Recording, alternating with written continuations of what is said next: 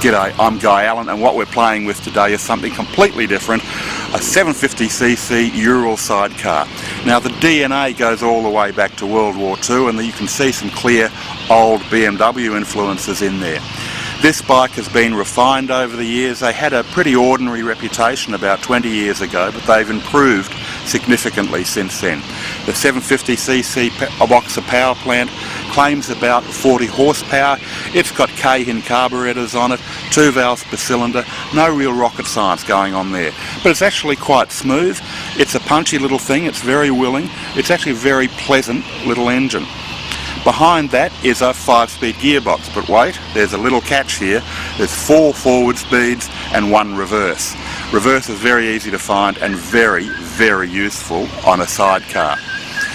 The gearbox is on the clunky side. It's an older style box and it really rewards a slow, deliberate change.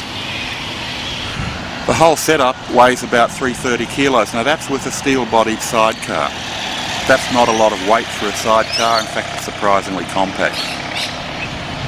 Fuel and fuel range, you've got about a 19-litre tank, and the makers claim 11 to 14 kilometres per litre. That, in my experience, is about right.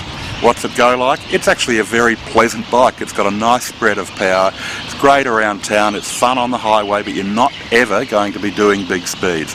105 kilometres an hour is about its sustainable limit. Really, this is the sort of thing where you hop on it and think, we're just going to have a nice little relaxed cruise in the countryside.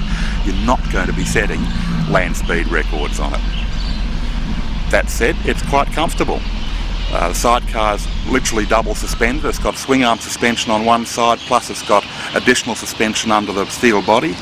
It's reasonably well set up. I've got no complaints at all with it.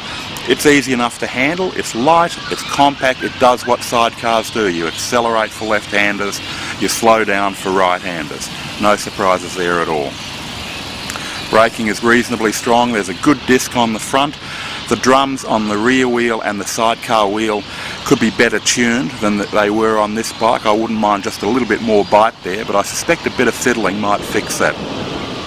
They're readily available in Australia. They cost from about $16,000 up to about $18,500 plus on-road costs. Now there's a whole bunch of accessories and add-ons that come at various different levels.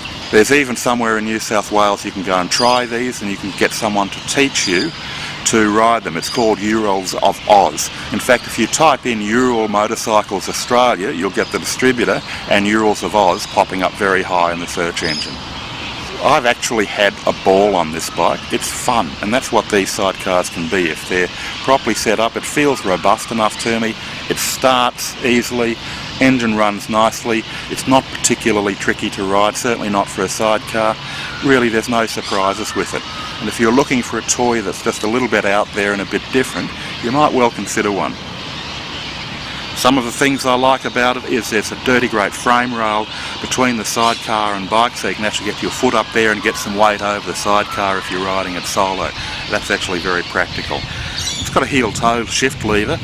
That doesn't actually work all that well, I have to say. I've just ended up using the toe lever. Rider comfort's not bad. You've got a reasonable saddle here. In fact, the saddle's sprung in addition to rear suspension on the bike, so you get a pretty good ride out of it. You could take this bike some distance and be quite happy with it. Look for a full review in Motorcycle Trader magazine.